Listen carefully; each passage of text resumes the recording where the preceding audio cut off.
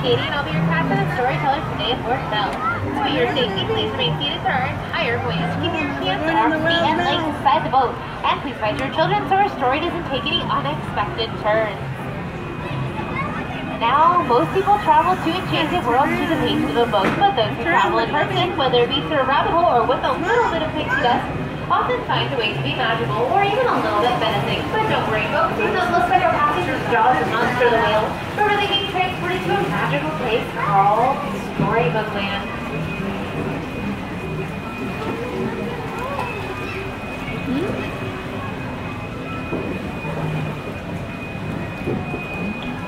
Of course, our story starts with once upon a time, and in this case, the big bad wolf, whose cave is just to your left. He's always chasing the three little pigs, who luckily live across the way in these three houses, one made of straw, one made of sticks, and one made of guaranteed wolf-proof bricks.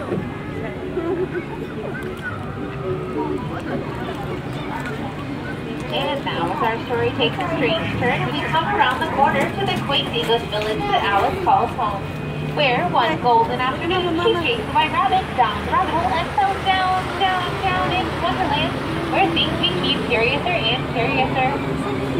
Storybook Land is filled with many magical places that inspire storytellers, places like London Park, over which Peter Pan, Wendy, John, and Michael Darling flew for the very first time on their way to Neverland, where they would never ever have to grow up.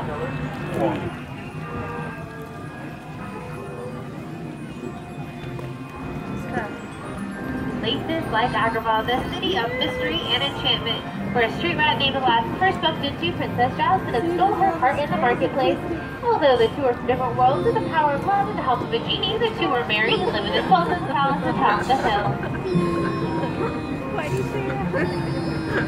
Love blooms forever here at Storybook Land, just like the roses in the covered arches above us, the very same arches that Aladdin and Jasmine soared over, sideways, and under, on their magic carpet ride to a whole new world.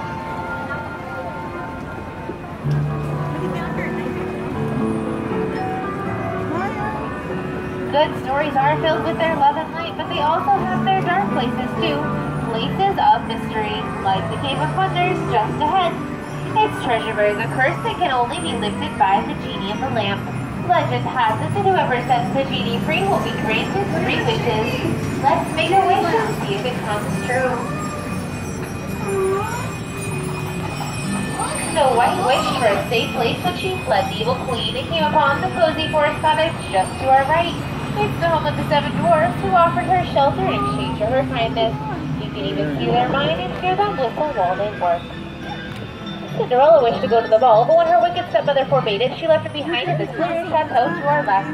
Her fairy godmother granted her wish when Cinderella didn't leave by midnight. Her coat turned back into a pumpkin, which is still on the bridge today. Wishes are important parts of storybooks, and although magic has its limits, thankfully love does not. Cinderella and her prince live in a castle atop the hill.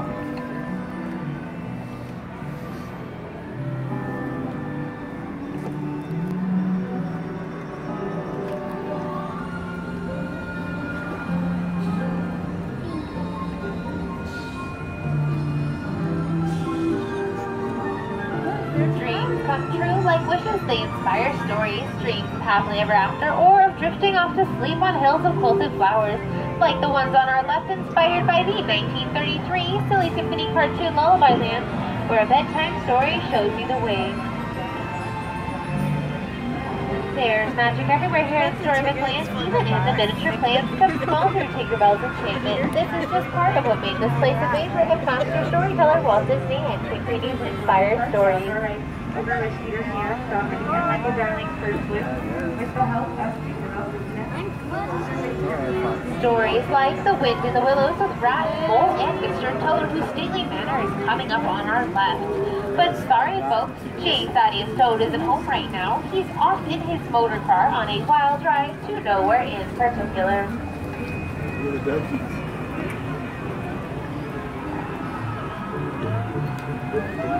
Or stories of magic like that of Arendelle just beyond. Although Elsa fled to the icy palace above the fjord, her sister Anna refused to let her go, showing that family can weather even the strongest of snowstorms, and letting Anna once again ask, "Do you want to build a snowman?"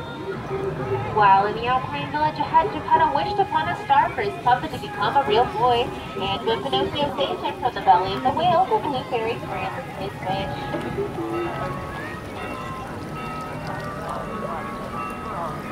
You can also see Oak and Fauna and Trading Post over here on the left-hand side.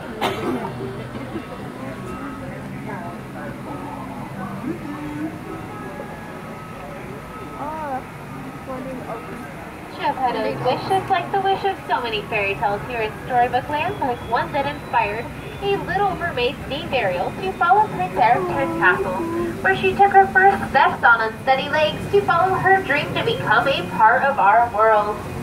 There's a story that began in the shadow of her father's retreat, the underwater city of Atlantis up to our left, and filled out adventures that ultimately end like all good stories with happily ever after.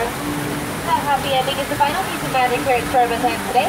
And although at Disneyland the magic never really ends, as we return to the dock, I'd like to ask that we keep our hands, arms, and fingers inside the boat when it takes you to help you get to the boat. Thank you and have a great rest of your day here at Disneyland.